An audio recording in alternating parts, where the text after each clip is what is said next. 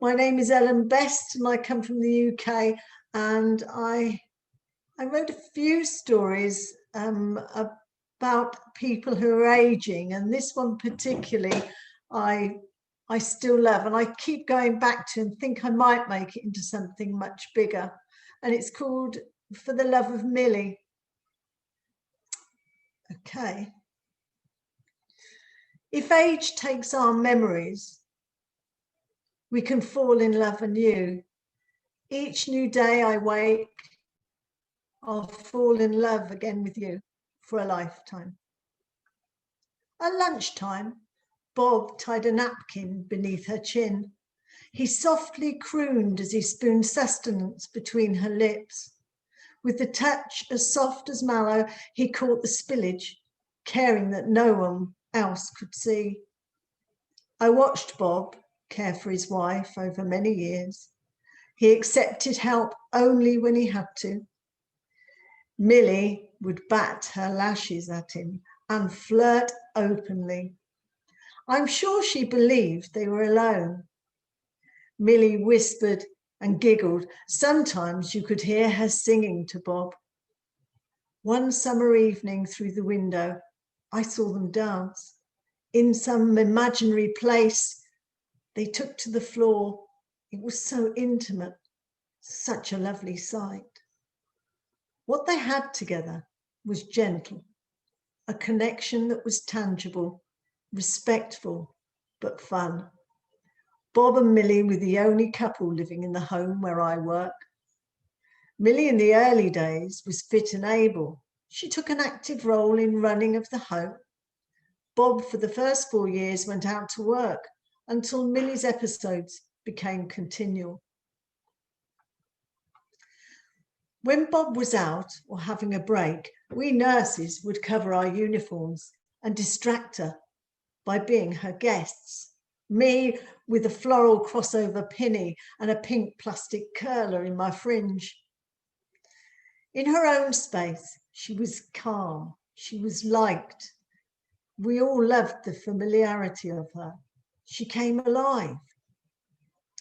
When Bob was there, she became animated. Millie was failing fast, and still Bob continued with the rituals she came to expect. Many a day I came on duty to see his eyes clouded and his shoulders swoop. It took its toll on him, loving Millie. I went to their room with a tray of tea and a cake with the intention to assess discreetly the situation, to offer him support. Millie was unresponsive, as if I didn't exist. She lay very still. Occasionally her eyes would flicker. Each time she heard his voice, her mouth would lift and her lashes would bat. He bathed her, he brushed her hair, he stroked and dressed her. For 6 days he didn't leave her side. The doctor had been, and we all knew what was coming, and we waited in hushed silence for the inevitable. We were so worried for him. We wondered how he would cope once she'd passed. I tapped the door. It remained closed. I pulled it a crack, just enough to peek. I could see him cradling Millie in his arms on the bed. Bob's face was pressed into her hair, his cheeks glistened, and he rocked her to and fro, humming a long-forgotten tune. At the funeral, I stood next to him. He seemed spent and sad. The small chapel was full of flowers, and the sun streaked through the glass as bright and cheerful as the hymns. Kindly words and remembrances were recalled, and Bob stood at the pulpit and said his last goodbye. Bob and 5 clients took the minibus back to Greenhays. They came back for Millie's high tea. Once the goodbyes were said and each person had gone, I sat in the armchair for the longest time, remembering the fun of Millie. It wasn't maudlin. It was good, happy talk. I asked him, "How did you do it, Bob? Where did you get the strength and stamina to keep on all those years?"